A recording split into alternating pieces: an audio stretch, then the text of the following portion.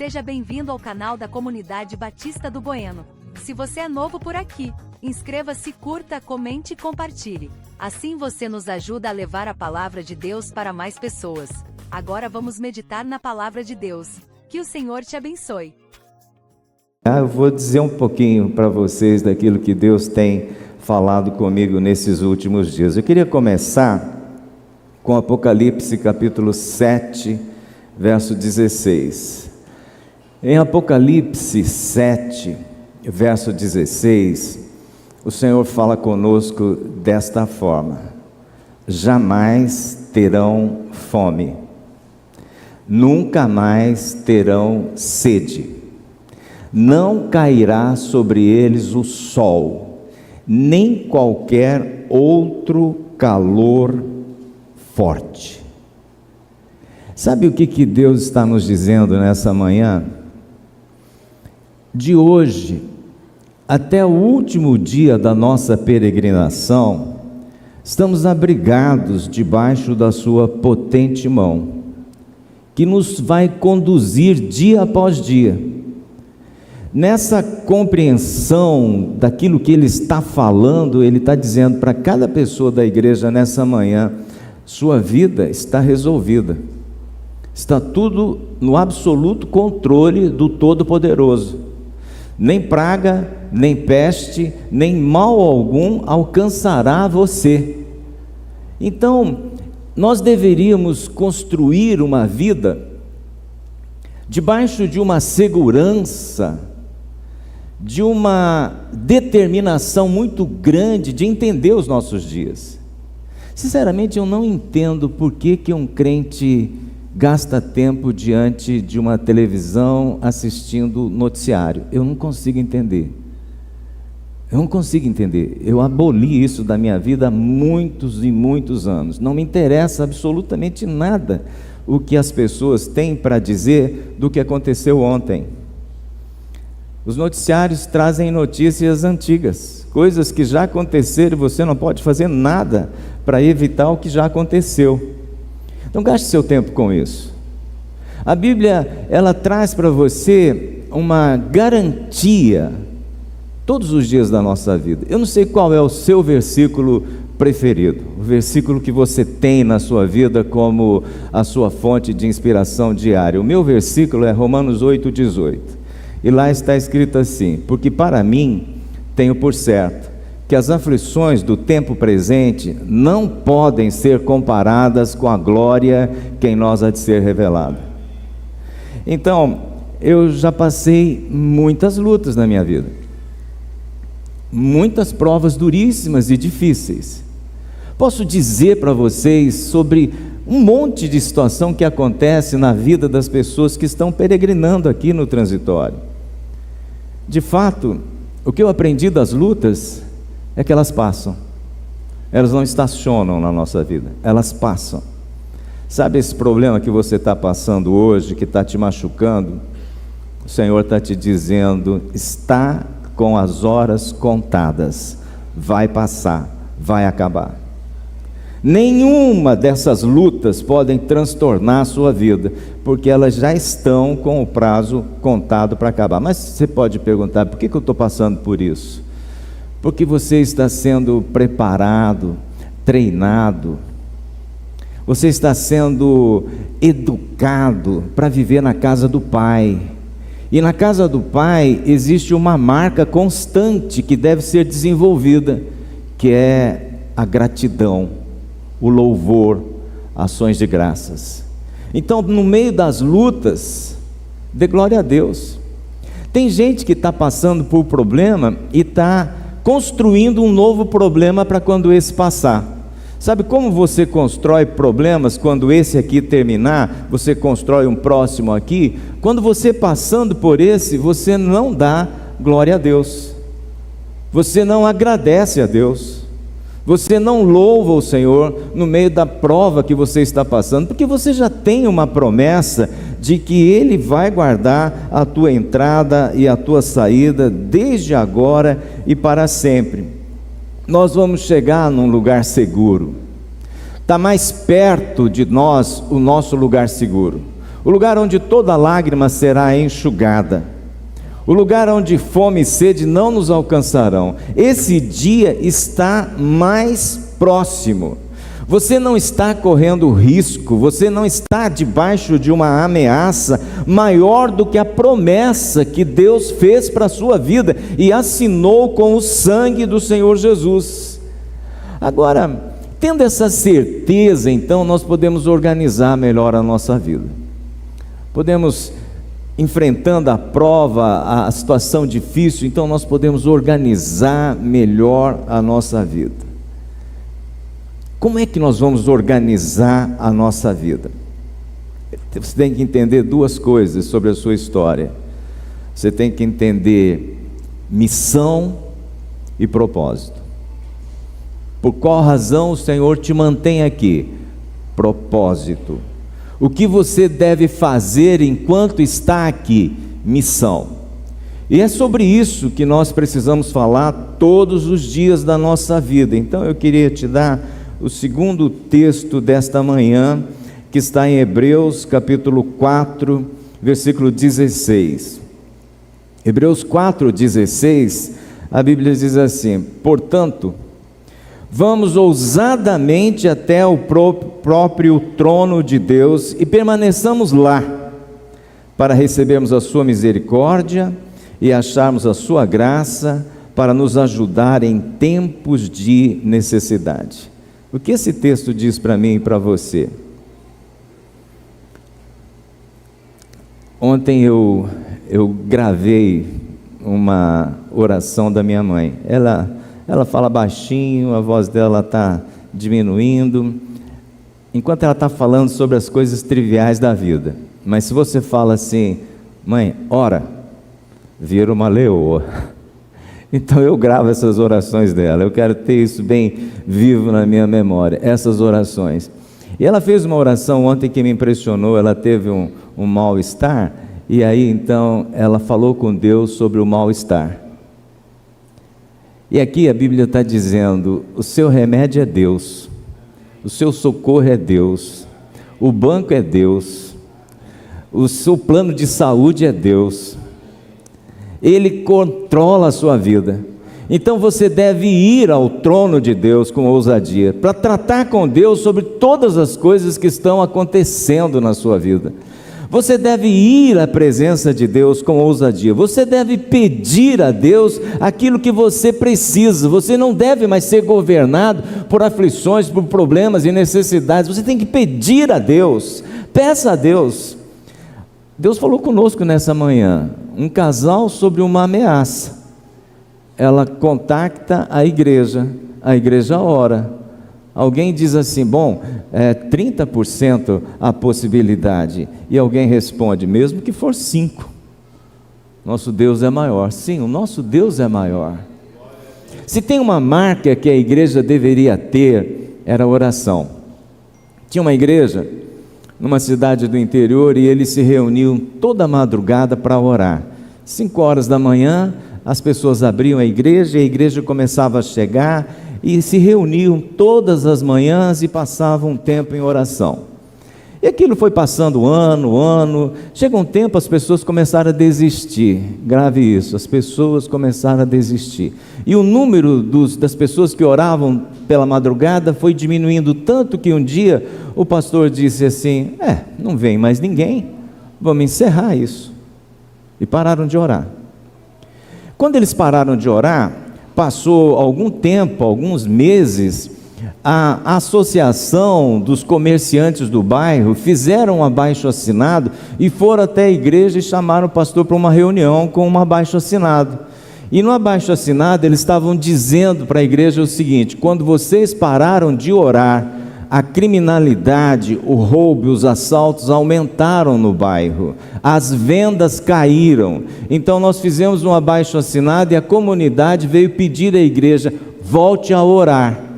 Sabe o que é isso? Pedras clamando.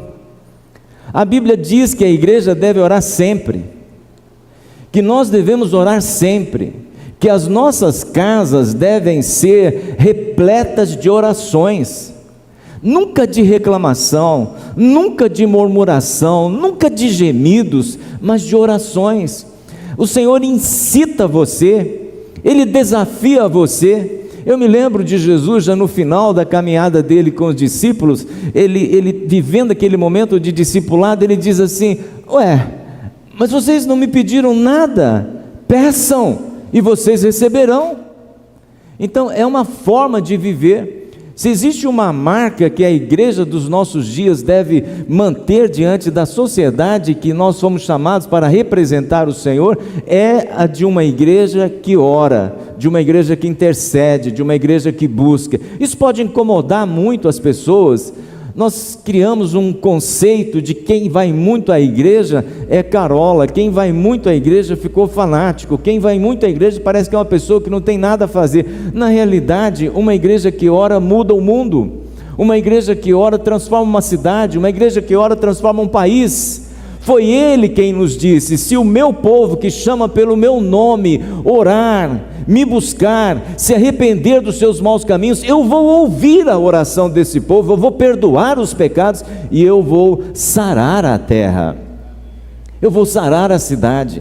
Então, quando a Bíblia diz: olha, você ficou aqui, eu deixei você aqui na terra, depois de ter salvo você, depois de ter perdoado seus pecados, depois de ter escrito seu nome no livro da vida, eu deixei você aqui na terra, mas eu deixei você aqui por uma missão, e eu deixei você aqui por um propósito, e o propósito é: resolva tudo com Deus, resolva tudo com Deus.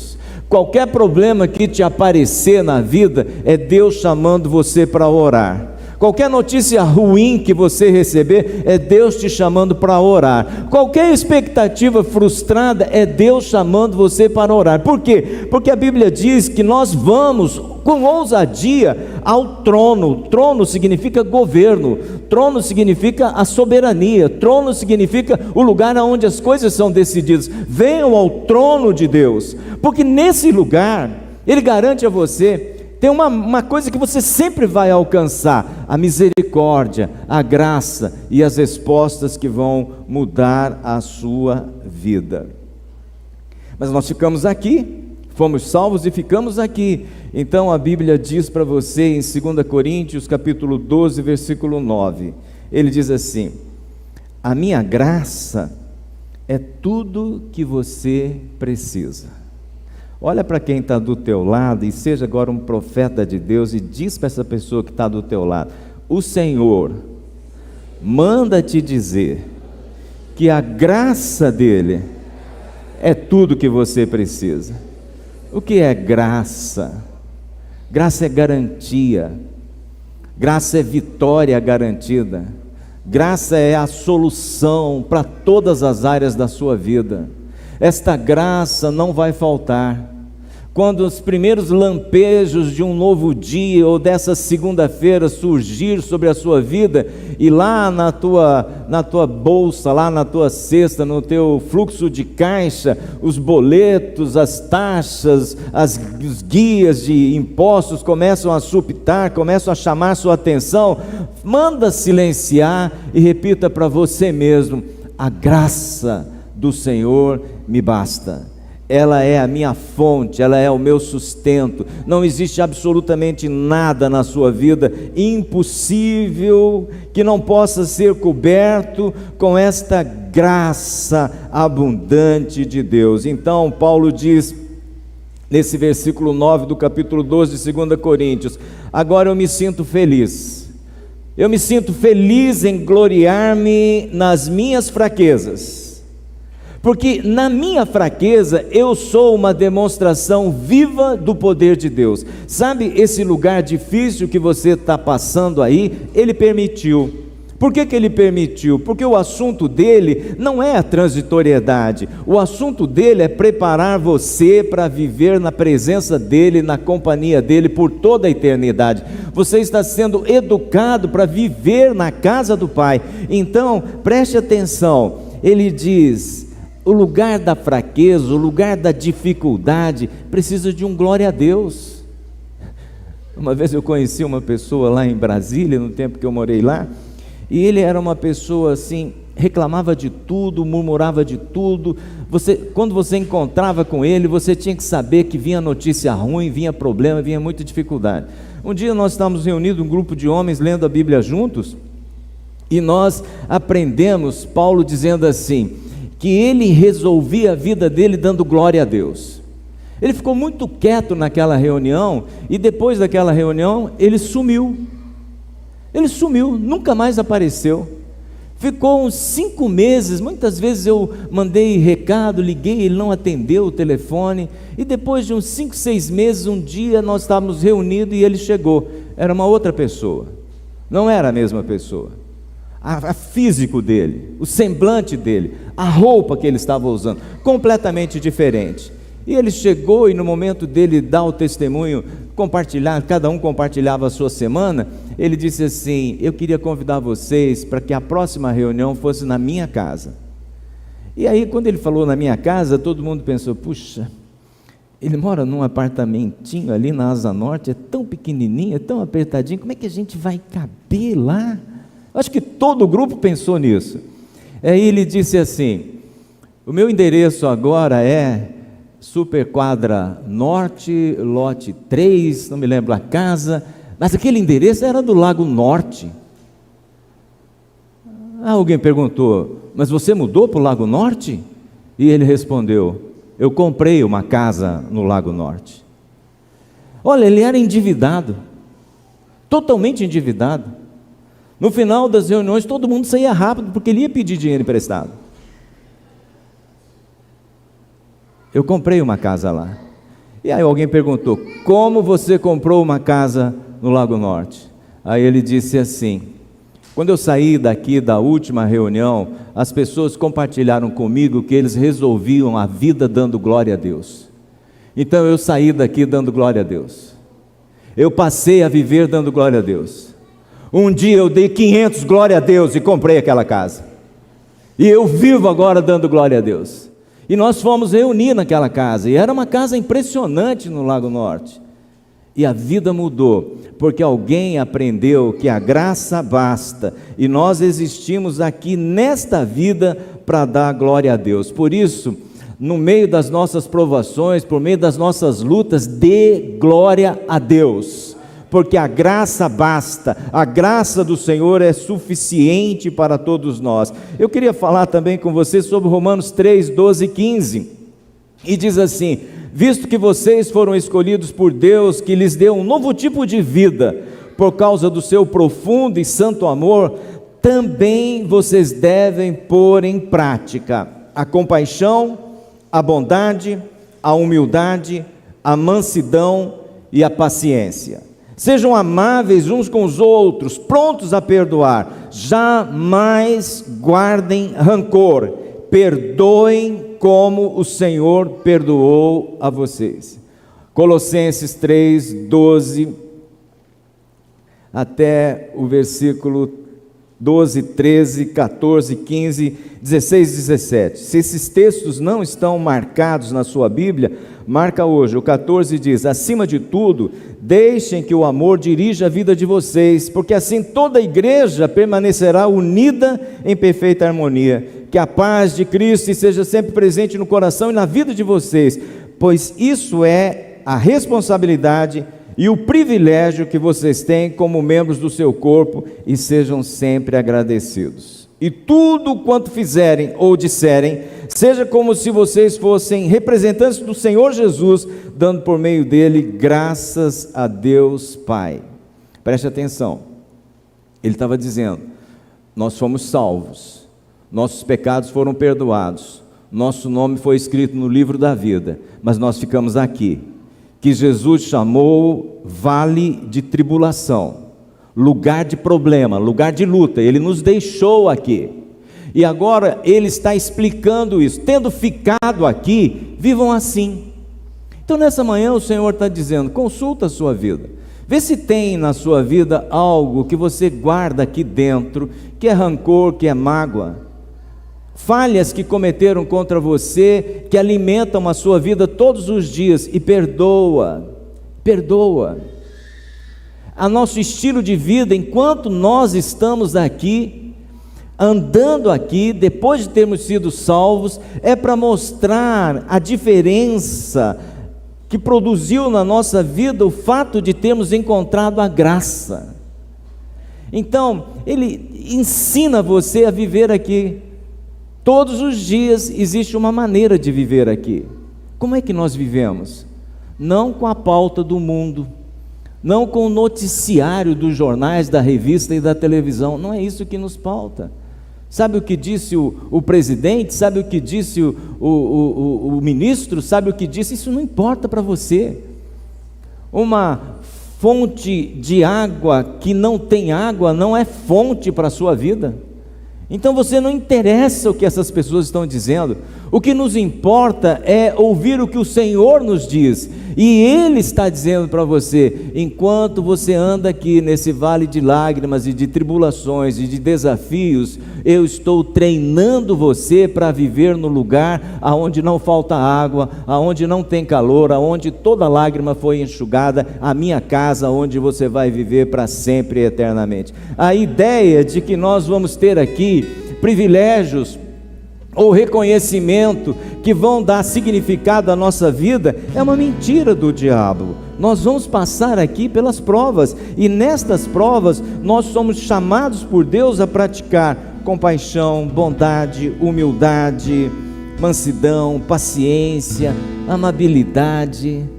Me impressiona na palavra de Deus que um dia eles foram viver uma experiência tremenda com Deus, que era a conquista da terra prometida, e o primeiro obstáculo era Jericó. Josué ora, e Deus deu uma estratégia.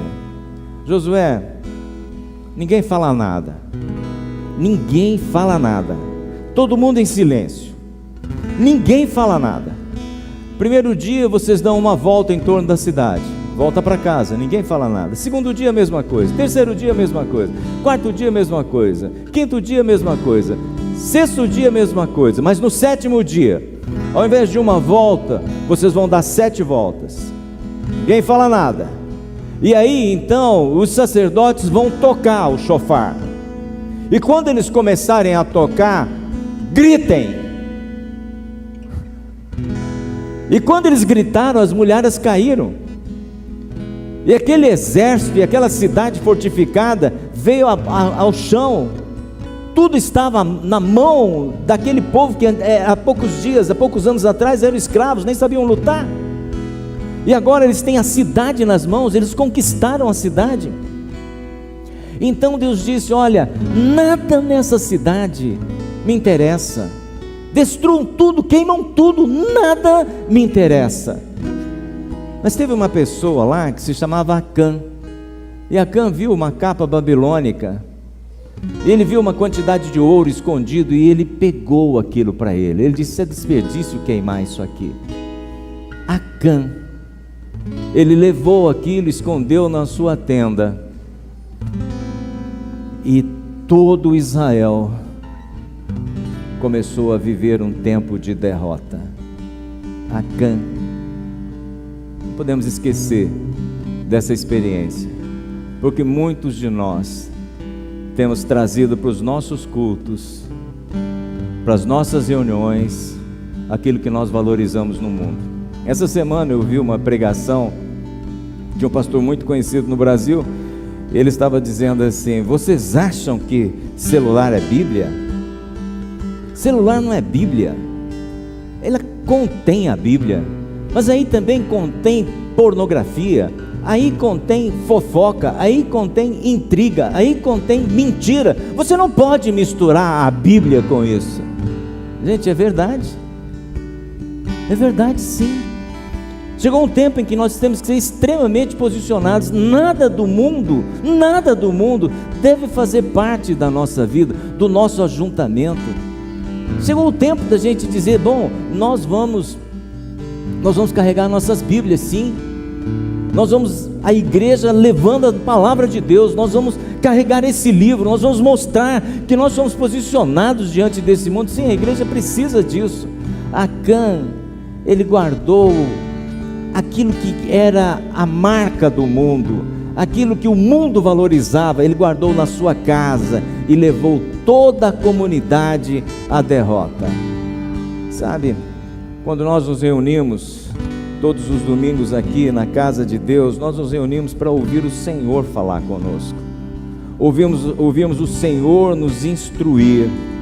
E quando nós estamos escutando essa instrução do Senhor, nós estamos entendendo que Ele está nos preparando para morar com Ele. E tudo que vai acontecer na nossa vida tem a ver exatamente com essa educação espiritual que Ele trata com aqueles que agora Ele tornou filhos através do sangue do Senhor Jesus. Nunca esqueça, você está sendo preparado. Por isso, nós vamos nos tirar da nossa vida aquilo que o mundo valoriza. Talvez seja um desafio para você isso. Tirar da vida aquilo que o mundo valoriza. Esse é o grande desafio para todos nós. Nós estamos muito apegados a coisas que o mundo valoriza. A experiência que mudou a minha vida, eu vinha muito incomodado com a minha vida com Deus, com a forma como eu estava vivendo.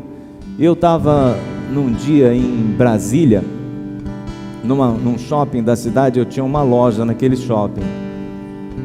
Eu estava ali, era um sábado, eu estava ali na loja, eu estava de frente à vitrine da loja, olhando as joias, e estava falando para uma vendedora: coloca esse anel para cá, puxa esse colar para cá. Estava reorganizando a vitrine ali. Aí de repente uma pessoa tocou assim, e eu não conhecia. Aí ele disse assim: muito bonito. Eu disse para ele: vamos entrar, eu lhe mostro lá dentro, para você ver de perto. Ele disse para mim: não estou falando sobre isso, eu estou dizendo assim: muito bonito, você, homem de Deus, num sábado, vendendo vaidade para o povo. Eu estou no hotel aqui, Hotel Alvorada, ficava bem pertinho desse shopping. Eu estou lá, eu tenho uma carteirinha de pastor pronta para você. Vai lá agora e busca a sua carteirinha. Gente, eu não sabia se aquilo era verdade, se aquilo era mentira, se eu estava sonhando, se eu estava tendo um pesadelo. Mas o fato é, eu estava vivendo aquilo ali. E eu estava entendendo. Aquilo que parecia lógico para mim estava perdendo toda a lógica. Não foi para isso que Ele me salvou, não foi para isso que Ele me remiu, não é para isso que eu vivo. Aquele dia, naquele lugar ali, de frente as lojas acabaram. Foi essa experiência, somada a tantas outras, que determinou: eu não posso fazer da minha vida o que eu quero, eu não posso ser pautado por aquilo que o mundo acha valioso ou importante. Eu preciso ter consciência de que, tendo sido salvo, eu existo para agradar a Deus. Queria terminar lendo com vocês o capítulo 7 de Marcos. E no capítulo 7 de Marcos, Jesus estava dizendo para as pessoas algumas coisas muito importantes. Vamos começar lá no versículo 21. Diz: porque de dentro do coração dos homens vêm os maus pensamentos, as imoralidades sexuais, os roubos, os assassínios, os adultérios, os desejos de possuir o que pertence aos outros, a falta de temor a Deus, o engano, as paixões carnais, a inveja, a calúnia, o orgulho e todas as outras loucuras. Todas essas coisas ruins procedem de dentro e são elas que tornam as pessoas impuras. Tendo sido salvos, tendo sido lavados pelo sangue do Senhor Jesus, tendo os nossos nomes colocados no livro da vida, Ele começou um processo com você, comigo, de limpar o que está dentro de cada um de nós. E agora, sentado aqui nessa manhã de domingo, Ele está dizendo: eu quero que você entenda por que você ficou aqui. Eu quero que você entenda por que você continua aqui. Já que nós temos um lugar de abundância, um lugar pleno, um lugar onde nós vamos viver na presença do Senhor para sempre, eternamente. Por que eu estou aqui? Porque Deus está nos limpando, nos lavando. Ele ainda está aqui nesta manhã com a bacia e com a toalha, dizendo: o mundo contamina vocês. As ruas da cidade, a violência da cidade, a agenda da cidade contamina vocês. Me deixa lavar os seus pés. Talvez você diga: Senhor, eu não quero que o Senhor lave meus pés. Ele vai dizer: se eu não lavar você, você não tem parte comigo. Então, essa palavra é para organizar a agenda. Nós somos a igreja que vai. Amanhã nós não vamos nos reunir aqui. Amanhã nós vamos sair. Nós vamos nos esparramar na cidade. Alguns vão para as repartições públicas, outros vão para as Forças Armadas, outros vão para faculdade, colégios, comércio, indústria, prestação de serviço. Nós vamos nos esparramar na cidade. Por quê? Porque nós somos a igreja que vai.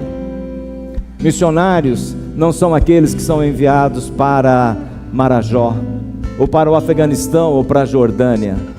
Não, somos todos nós. Não estamos em casa, mas estamos em missão. Há um propósito, que nós sejamos esse povo que faz a diferença na cidade, que as pessoas, ao se aproximarem de nós, compartilhem conosco: eu quero essa paz que você tem, eu quero essa alegria que você tem, eu quero essa segurança que você tem, porque nós somos uma igreja que vai. Amém? Todos são enviados, todos estão em missão, todos vivem um propósito. E naquele dia, no grande dia, que Deus fale diretamente com você: você foi fiel no pouco, sobre o muito você será colocado. É a promessa da eternidade que deve manter a sua vida acesa todos os dias, com missão e com propósito. Deus abençoe muito a sua vida. Fecha seus olhos, põe a mão no seu coração. Pôr a mão no coração significa: vou tomar uma decisão aqui. Significa que você decidiu sobre tudo que se deve guardar. Guarda o teu coração, dele procedem as saídas da vida. Começa a falar com o Senhor: Deus, eu quero tomar uma decisão nessa manhã. Amanhã eu vou fazer o que eu fiz todos os dias até esse momento da minha vida, com uma motivação diferente. Eu vou como sal da terra, eu vou como luz do mundo, eu vou como alguém que tem uma missão para cumprir, eu vou com uma mensagem de arrependimento, eu vou com a autoridade do nome do Senhor Jesus. Essa mão que está sobre o meu coração eu consagro ao Senhor. Usa a minha mão para curar enfermos, usa a minha mão para libertar cativos e oprimidos, usa a minha voz para consolar, usa a minha voz para advertir, para que mais pessoas encontrem de fato a vida em Jesus Cristo.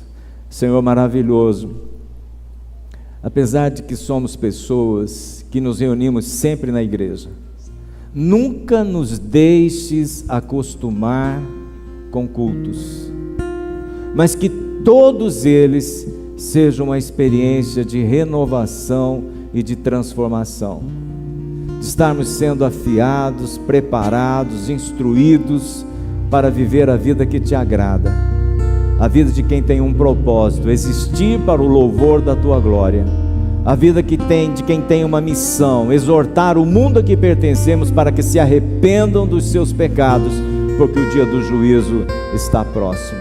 Abençoa esta igreja. Abençoa o pastor Carlos, sua família. Abençoa, Deus, todos os seus discípulos, os líderes que levam esse trabalho todos os dias. Ó Deus, cada dia, dá-nos a graça de recebermos aqueles que o Senhor está salvando, para se unirem à comunidade dos salvos e serem aqui edificados. Dá-nos fome e sede por ganharmos almas e manifestarmos o Teu poder nessa cidade, em nome de Jesus. Amém, amém. Obrigado por ter acompanhado mais uma das reflexões do nosso canal. Não se esqueça de se inscrever e ativar as notificações aqui no canal. Tem vídeos novos todas as semanas e o podcast na quarta-feira. Que o Senhor te abençoe e te guarde. Até o próximo vídeo.